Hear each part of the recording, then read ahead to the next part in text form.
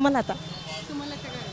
So మరి ఎలాంటి ప్రభుత్వం నుంచి మీరు ఎలాంటి మార్పులు కోరుకుంటున్నారు? ఇలా ఉంటే బాగుంటుంది, అప్పుడు మా సమస్యలన్నీ బయటపడతాయి అని మీరు ఏ విధంగా కోరుకుంటున్నారు? మేము ఎంతసేపటికి అందరూ బాగుండాలి మేడం, అందరి చేతిలో రూపాయి ఆడుతూ ఉండాలి, ఆర్థిక అభివృద్ధి జరగాలి, అందరూ హ్యాపీగా ఉండాలి, అదే నేను కోరుకునేది. ఆర్థికంగా అందరు అభివృద్ధి చెందాలంటే చాలా ఇండస్ట్రీస్ రావాలి.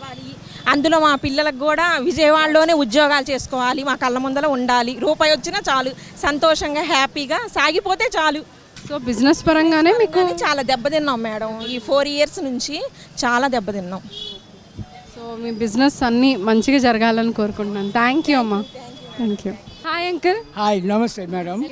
మీకు ఎలా ఉంది ప్రస్తుతం, అంటే తెనాలి డెవలప్మెంట్స్ ఎలా ఉన్నాయి ఏంటి? డెవలప్మెంట్స్ తక్కువగానే ఉందమ్మా.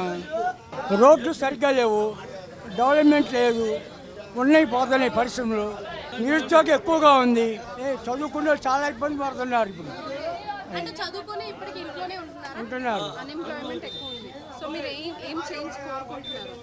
ఇతర రాష్ట్రాలకి లేదా ఇతర దేశాలకు వెళ్ళిపోతున్నారు చాలా మంది. ఓకే. అది సో మీరు మార్పు కోరుకుంటున్నారు.